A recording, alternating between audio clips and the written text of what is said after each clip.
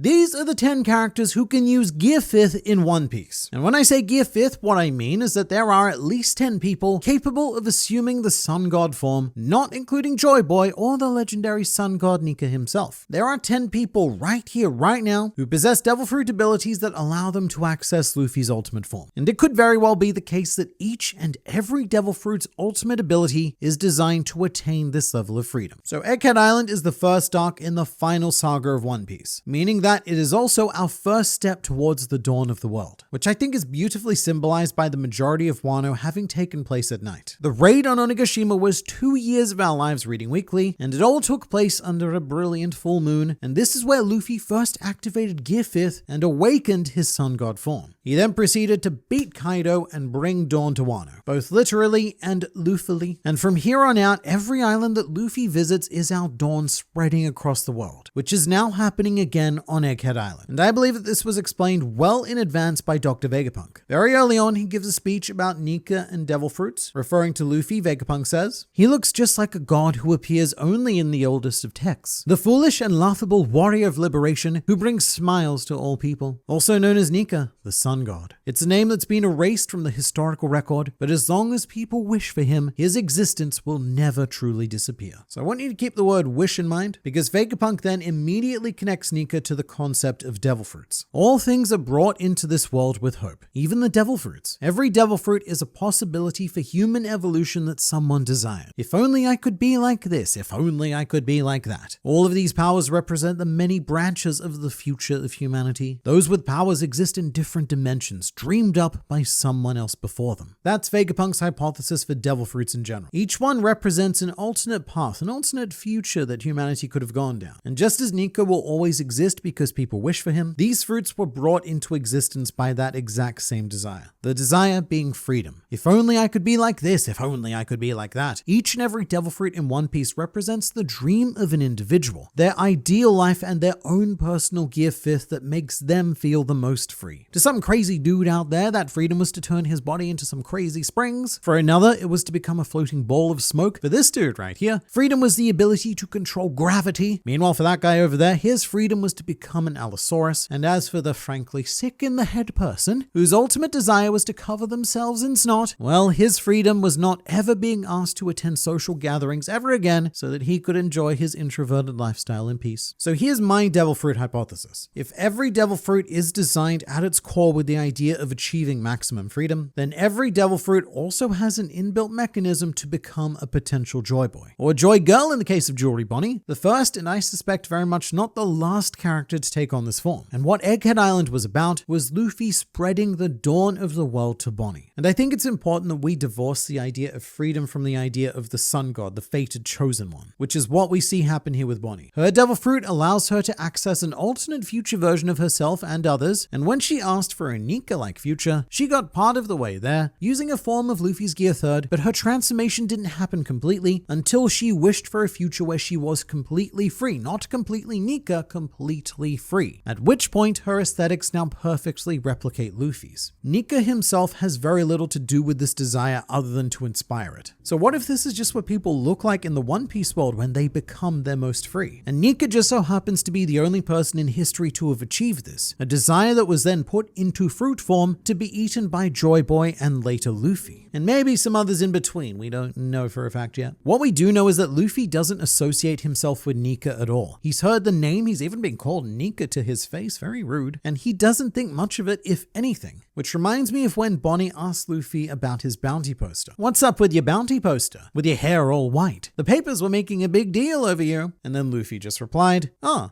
that's what I look like when I'm free." And wouldn't you know it, that just happens to be what Bonnie looks like when she's free as well. Which granted was obviously inspired by seeing Luffy. That was the picture of freedom in Bonnie's mind that she made into reality. And she's not the only one who can do that. What Jewelry Bonnie proves is that within the One Piece, whatever you want to call it, let's say multiverse for now, there is no constant when it comes to Joy Boy. Each and every character has the potential to become a Joy Boy, a Joy Girl, or maybe even a Joy Hag in the case of Big Mom. However, in this timeline, circumstances aren't quite aligned for them to do so. Or at least that was my original thought, a thought that was very much lacking in creativity. Because there's a lot of devil fruits in this world that have the potential, or can already flat out produce a similar effect, if not mimic Gear 5th to perfection. Jewelry Bonnie has proved that yes, Luffy is the chosen centerpiece of this universe, but that doesn't necessarily stop other people from attaining their peak freedom. If anything, all it does is push and inspire them to do so. And our Jewelry Bonnie is the first step in freeing the world. And I think the easy go-to example of someone who has the potential to become another Joy Boy or Joy Girl is our archaeologist Nico Robin, who very much like Luffy has been gradually expanding her abilities over One Piece and has now arrived at the point of not just being able to replicate and enhance her own body, but also being to augment and choose how her body both looks and functions, which we saw with Demonia. Robin didn't just paint herself red and stick on a pair of horns for this form. It's quite subtle in the manga, but when using Demonia, Robin was creating super long and stretchy limbs. And the ones that grab Black Maria are very reminiscent of how Luffy uses his rubber powers, which is made much more blatant in the anime. They stretch out and seek Black Maria. So if Robin has the ability to change the properties of her body to this degree, then really what is stopping her from replicating a Gear 5th effect as well? What we need is to find a moment where Robin has that final push to maximum freedom and she could be there, completing a journey that began all the way back in chapter 200 when Water Luffy sprang a leak and made Robin genuinely laugh for the first time since her 8th birthday on Ohara. And then it's Robin's turn to contribute to the dawn of the world and spread that joy to others. In a way, you could consider Luffy to be something of a very contagious joy disease. And speaking of disease, someone who could replicate Luffy's form quite perfectly right here and now would be Doc Q and his Sick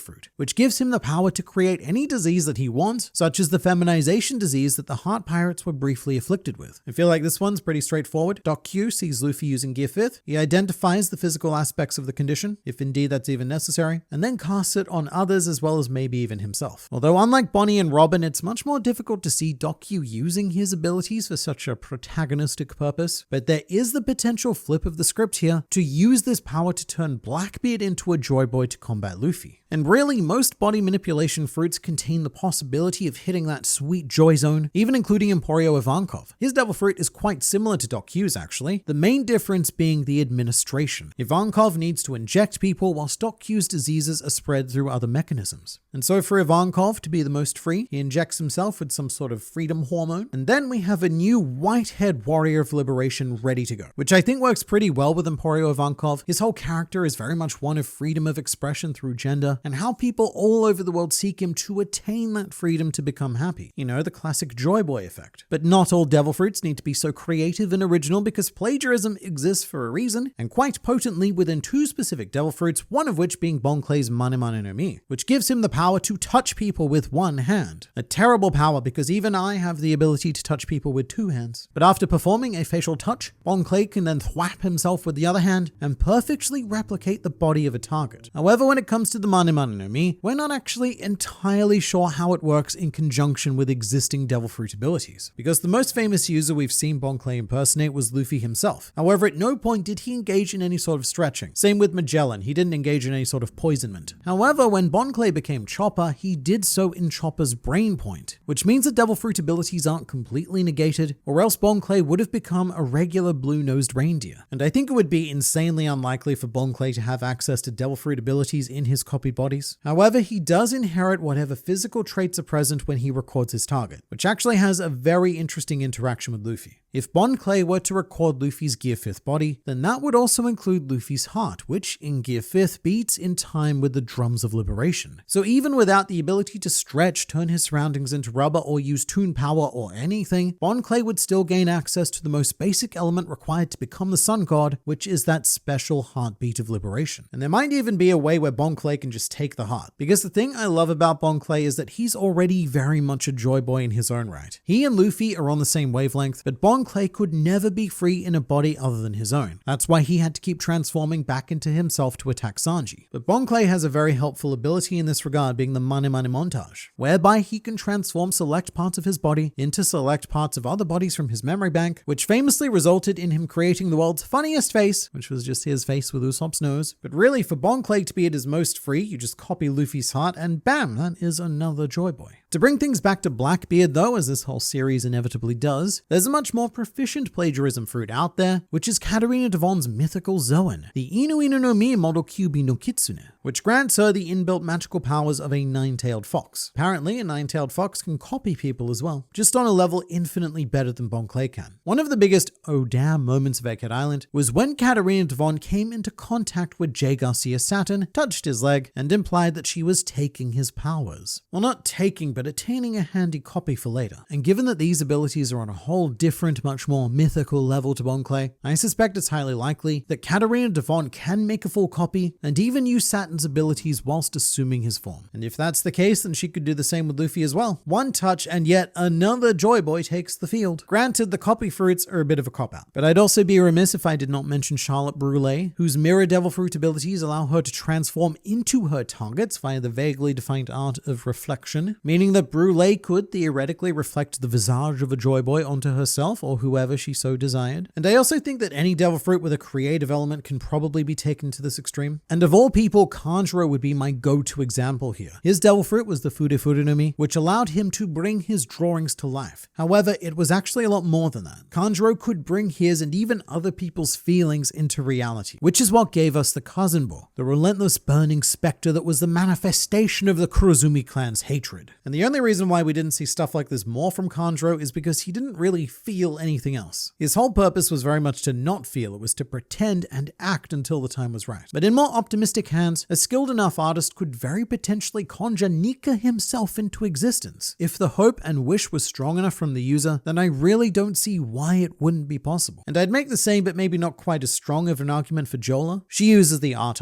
fruit, and there's a common misconception that it only allows Jola to create modern art, but that's just what Jola considers to be art. That's her passion and her interest. She could pursue other avenues if she so chose. But this is one of those abilities that quite blatantly warps reality. And like Kanjuro, if it was in the hands of a more hopeful artist, then instead of turning people into Picassos, you could turn them into sun gods, or even turn yourself into sun gods. Really, it's truer than ever before that devil fruits are only as strong as the ambition and creativity of their users. And there's a bit of a trend of the freedom-focused users pushing their powers above and beyond. Like Charlotte Katakuri. He's an awakened special paramecia and easily one of the strongest fruit users in One Piece, and the reason why he's pushed that power so far is because he's also one of the most trapped characters. Katakuri is stuck under the shadow and terror of his mother and confided his hope in Luffy that Big Mom will be defeated one day so that he and his family can be free. And this also extends to more pure antagonists like Doflamingo, who very much has the opposite problem to Katakuri in that he can't go home. He's trapped on the blue sea with all of this human scum and is doing everything he can to regain the freedom of his birthright. And I don't know if it's coincidental that these two characters have awakened their devil fruits and both have environmental effects very similar to that of Luffy and Gear 5th in this struggle. Meanwhile, on the other side of the political spectrum, we have the Marines, the world government enforcers of not freedom, and rather fittingly, we have yet to see a single confirmed awakened Marine, which makes a lot of sense because their willpower is suppressed. They are engineered for obedience, as well as to enforce the not freedom of the world. Meanwhile, the world government agents who sit either above or have broken out of the system briefly have awakened, like Rob Lucci and Kaku, who briefly rebelled against the world government during their cover story after Enies Lobby, or of course you have the Five Elder Stars, who are confined by nothing. They have maximum global freedom at the moment. But then again, there's also the Impel Down Jailer Beasts who don't really fit cleanly into this idea, given that they exist to imprison in a prison. But look, I bet even they want to go outside sometimes, and they probably don't get to very much. But until proven otherwise, which may happen very quickly, this is my hypothesis. Devil fruits were created to make people's dreams and desires come true, to give them the freedom to live how they've always wanted to live. And if a user were to fully embrace that idea, then each and every one of them could have the potential to become a Joy Boy.